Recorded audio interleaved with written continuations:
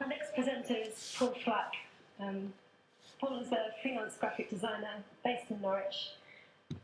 He's from an untrained background but gained experience in the print trade. His work has been featured in Creative Review, Dancing Views, Vogue, just to name a few. Pass you over to Paul.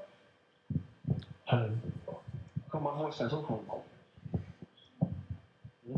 Anyway, yeah, I'm Paul Flack. I have to read my name out because I don't know it. I'm going to be giving you a really brief history of the last 15 years in the music industry, which I've worked in, but not only music.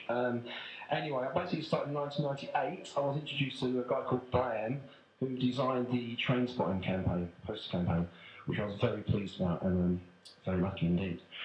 So anyway, yeah. There you see it, and to be honest, I was, I couldn't believe that, to be honest. So it only lasted 4 months, so that was a problem. So I was like almost on the streets by then. But I'd done a little bit of research, living in London at the time, only been there 4 months, and bumped into a little record label called Tummy Touch. Here's the first job I did for them, the first proper job.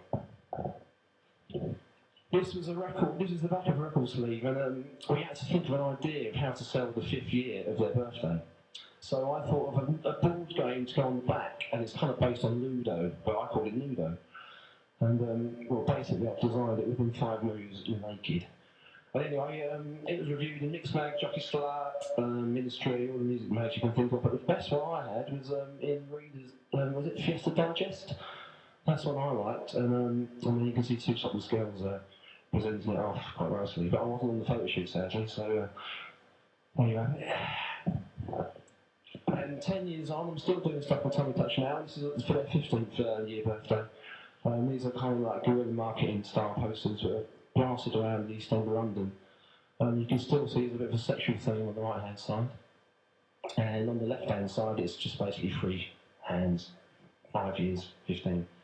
There you go, simple.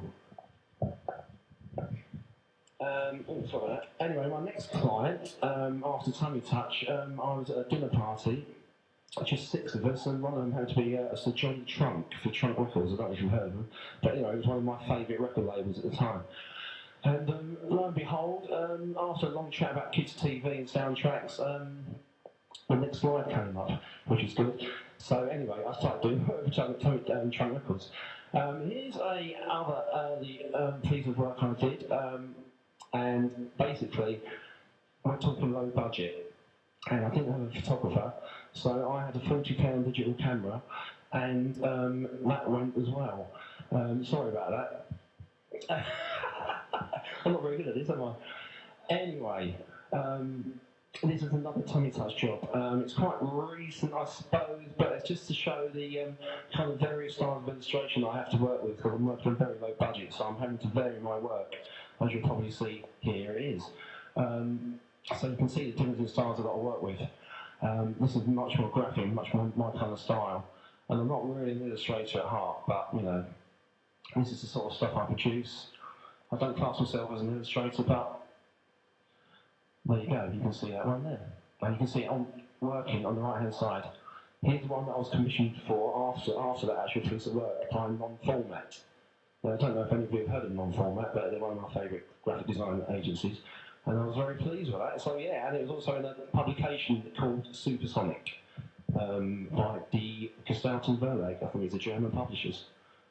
There we go. So now I'm still showing my varied styles of illustration, and not having the money to kind of commission illustrators and things like that. I'm having to kind of like teach myself at this point, you know, to do different styles. And then you can see some more collage and kind of photographic, I suppose. And it's a band called Circuits, which you've probably never heard of. And here's another one. This is a band called Coco Electric. There's a lot of people I meet, and a lot of bands come to me and say, have you heard my music? And I say, no. And they usually say, well, we're big in Japan. And this is one of those kind of bands. So here you can see the more collage kind of work. A bit busy and more minimal for the main album.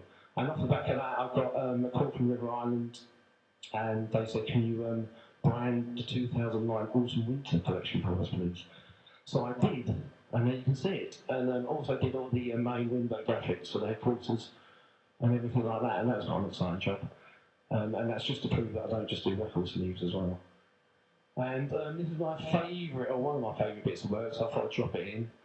It's very, very graphical, not much like the other bits you've seen so far, so I like it. I don't know if you do, but I think it's quite nice.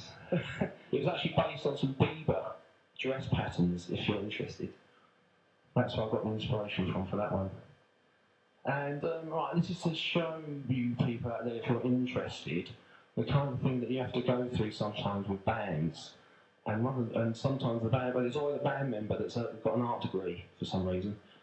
So you can see where I started off, where the guy had an idea, and you can also see where I finished off, which I'm quite happy to finished one, I think. I prefer the first one. Anyway, branding a band is also quite interesting. It's a good way of getting across a name or a new band.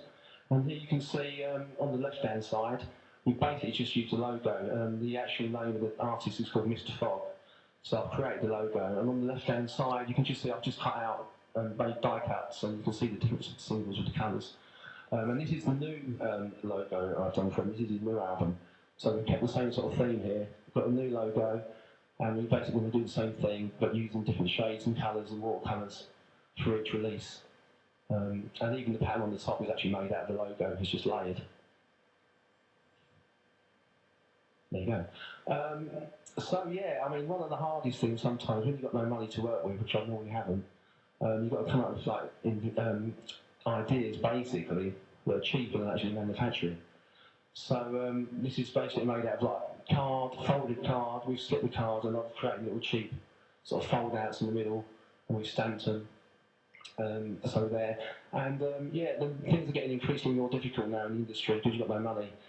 And also, you can also see the difficulty we're having now working with downloads. You can see the main sleeves there on the right and the left, but in the top left-hand corner, that's what we've got to work with now, because people just download the music. And so am I, so I'm to blame as well, basically. And just to finish off, I think this is the last one. I've got a new website starting up in a couple of months, and also an online shop where you can buy some of my work, and I hope you like it. But I haven't got a name for it yet, so no one's going to know where it is. But there you have it. That's only 3 of them. There's going to be loads of them anyway. So look out for the word Flack, and then go and buy loads of that stuff. Thanks.